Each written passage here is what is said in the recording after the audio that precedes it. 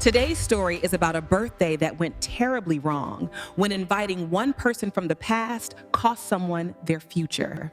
Before we begin, like and subscribe for real relationship stories, and comment below which city and country you're watching from. I honestly didn't think it would turn into a disaster. I told myself it was just a birthday, just one evening, just people from different parts of my life in the same room. I truly believed I could handle it. I was wrong. It was my birthday, and I wanted everything to feel perfect. I had planned the dinner weeks in advance, nice restaurant, close friends, a few drinks, nothing wild. My partner, Daniel, had been helping me plan it. He even booked the place. That's what made my decision even worse. A few days before the dinner, my ex texted me. His name popped up on my phone, and my stomach tightened in a way I hadn't felt in years. "Happy early birthday," the message said. "I hope you're doing well." I stared at it longer than I should have. We hadn't spoken in over a year. Things didn't end dramatically between us. No cheating, no screaming matches, just two people who realized too late they wanted different things. Or at least, that's what I told myself. I replied politely, then he asked how I was celebrating. I hesitated, and then I did something I didn't think through. I invited him. I told myself it was mature, that it showed I had moved on, that Daniel was secure enough not to care. I didn't even mention it right away, which should have been my first clue that I was crossing a line. When I finally told Daniel, his reaction wasn't what I expected. He didn't yell, he didn't accuse me of anything, he just went quiet. "You invited your ex?" he asked calmly.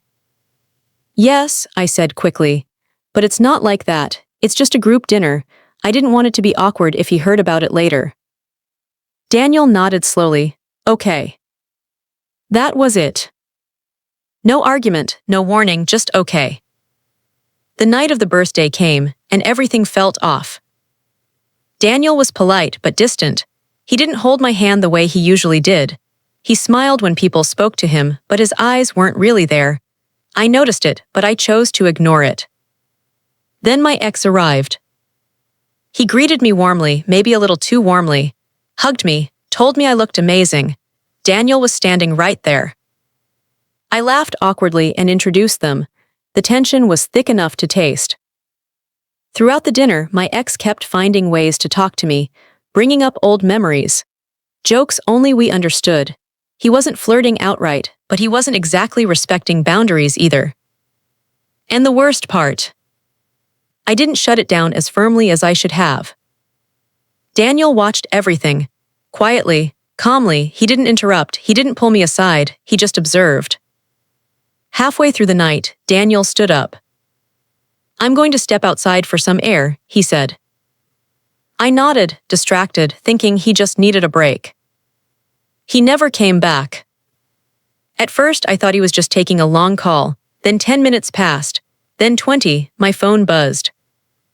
A text from Daniel. "I've canceled the rest of the night. You can stay if you want. I'm done." My heart dropped. I excused myself and rushed outside. He was already getting into his car. "Daniel, wait," I said, my voice shaking. "What are you doing?" He looked at me calmly, not angry, not hurt in the way I expected, just resolved. "I'm not doing this anymore," he said.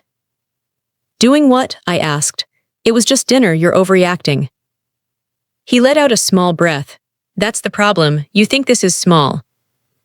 I tried to explain. I didn't mean anything by it, he's my past. Daniel nodded. "Exactly, your past, and you brought it into our present." Silence hung between us. Then he said something that stunned me. "I'm calling it off." My chest tightened. Calling what off? "The relationship," he said plainly. I felt dizzy. "You can't be serious." "I am," he replied, "but I'm also done pretending." I stared at him, confused. Pretending what? "That you're unsure," he said. "That you're half in and half out. I've felt it for months." Tears welled up in my eyes. "That's not true." Daniel looked at me carefully. "If it's not true, then marry him." I froze. "What?" He continued, calm but firm. If you still need him around, if you still need his attention, if you still need to see how he fits into your life, then marry him, because it means you're not choosing me. That hurt more than any yelling could have. I love you, I whispered. He nodded, I know, but love isn't enough when I'm competing with ghosts. He opened his car door, then paused. This isn't about jealousy, he said. It's about respect. And tonight I saw exactly where I stand. Then he drove away. I went back inside alone. My friends asked where Daniel was. I lied and said he wasn't feeling well. My ex noticed my face and asked if I was okay. For the first time all night, I looked at him and felt nothing. Just emptiness. The next morning, Daniel sent me one final message. I don't hate you, I just won't beg to be chosen, take care. That was it. No second chances, no dramatic breakup, just a clean, painful ending. I learned something that day. Inviting your past into your present doesn't make you mature. Sometimes, it just proves you're not ready for the future standing right in front of you. And losing someone quietly hurts more than losing them in a fight.